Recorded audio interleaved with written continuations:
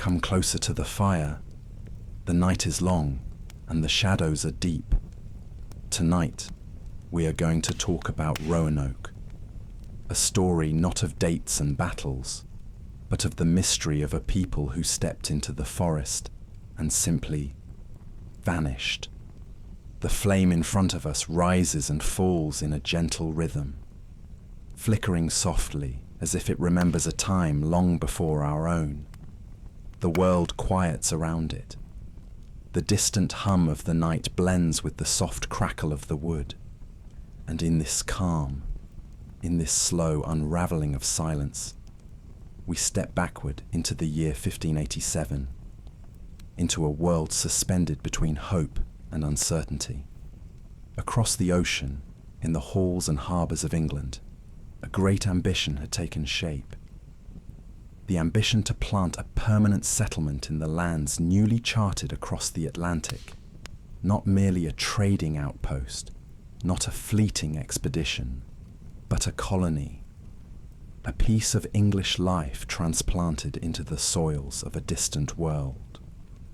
This dream flowed through the minds of explorers and financiers alike, through men seeking opportunity, through those wanting glory, and through organizations such as the Virginia Company, whose charter carried both commercial and imperial intentions. And so the idea of Roanoke was born, not as a mystery, not as a ghost story, but as a plan, deliberate, hopeful, and firmly anchored in the political currents of its time.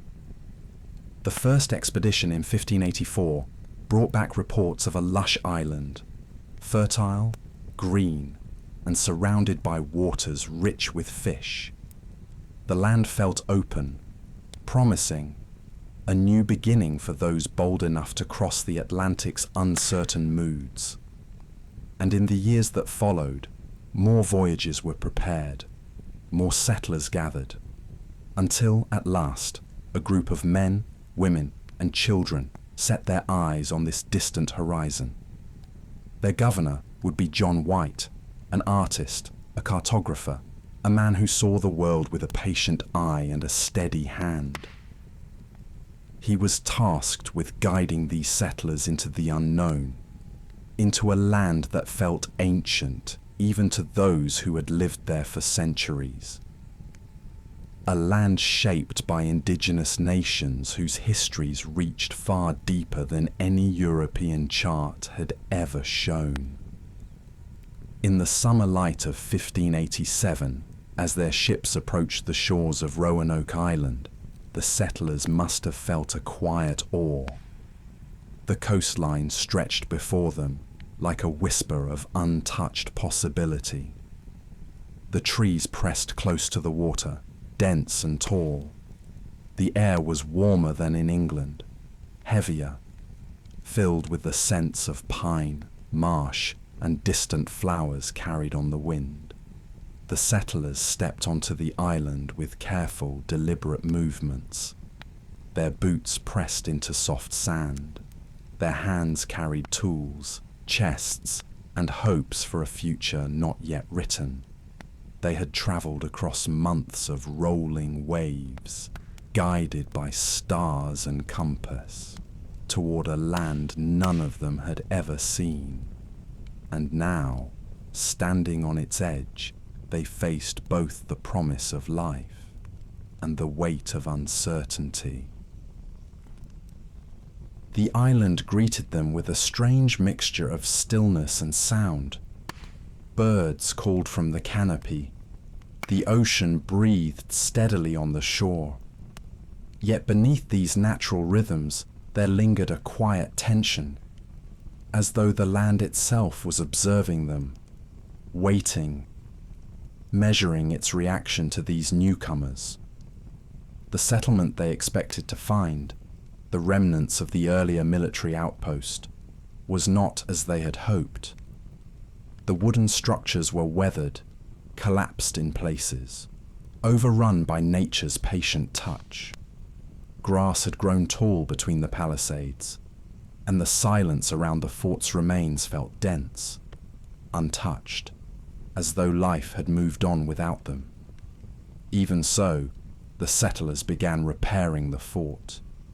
They built shelters, they unpacked their supplies, they prepared themselves for a new chapter. Their days unfolded slowly, with the sun rising over the tree line, with the hum of insects floating through the air, with the steady rhythm of work echoing across the clearing. But beyond these simple tasks, the settlers faced another challenge, one they could not shape with tools or timber. Their relations with the local tribes had grown strained since the earlier English expeditions. The memories of violence lingered, and even the most peaceful gestures took time to rebuild trust. The land was home to the Algonquian-speaking peoples, whose leaders had witnessed the arrival of Europeans with a mixture of curiosity and caution. For the settlers, this tension created an ever-present uncertainty. They needed food. They needed knowledge of the land. They needed peace. Yet every step into the forest, every journey toward neighboring villages, carried the weight of the unknown. Still, life continued, quietly, slowly, like the tide creeping up the shore.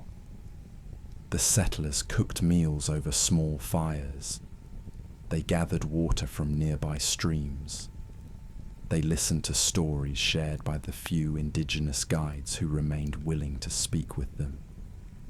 And at night, beneath a sky far clearer than any they had seen in England, they looked upward into a vastness that held no answers, only distance.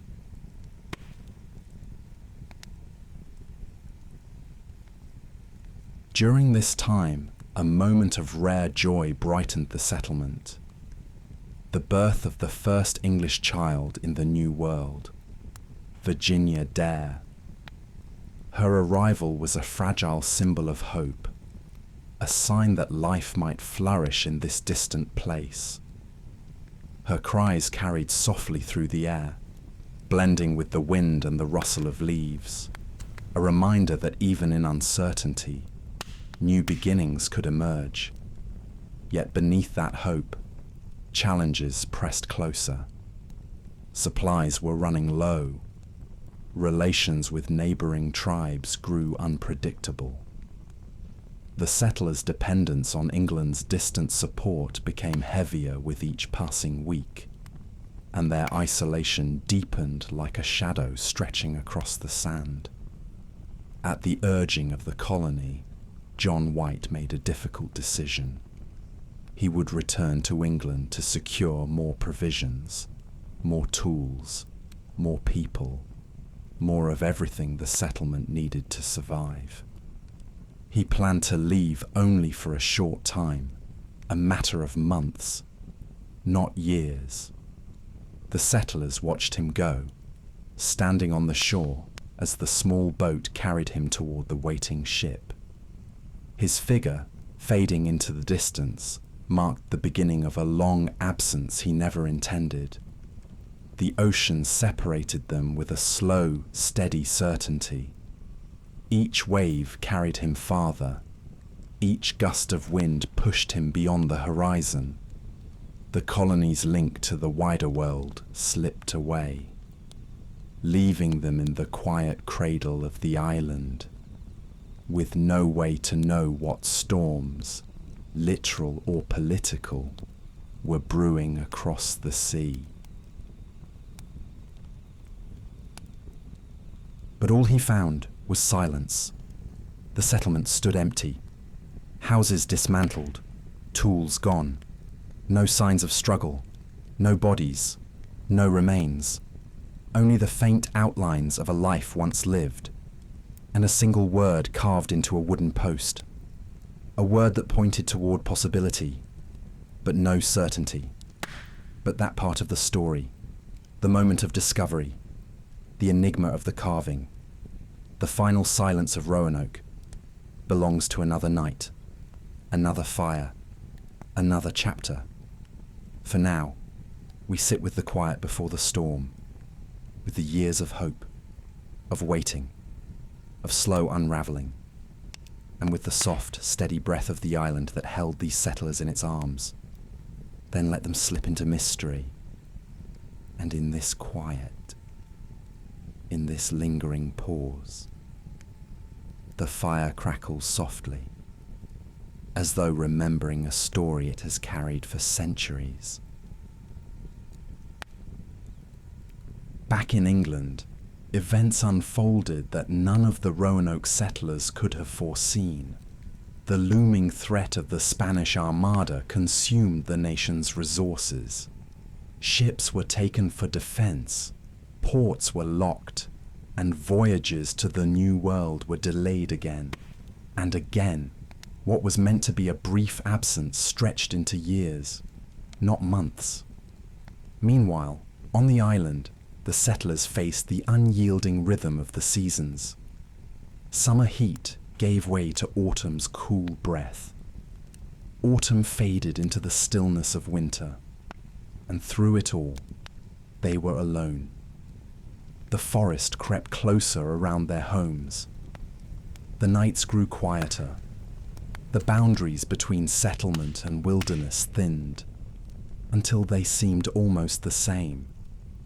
We do not know what happened during these years. History falls into silence. The letters that once carried news across the ocean no longer came. The voices that once spoke of progress and struggle faded into the wind. And the colony, this fragile attempt at a new beginning, stood on the edge of an uncertainty that deepened with every passing day. The island watched them, the ocean watched them, time watched them, and slowly, quietly, the story of Roanoke slipped into a place where records could not follow.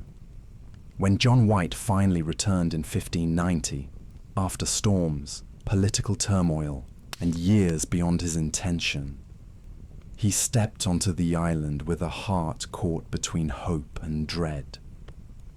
He searched for familiar faces, familiar voices, the sound of footsteps, the sight of smoke rising from a hearth.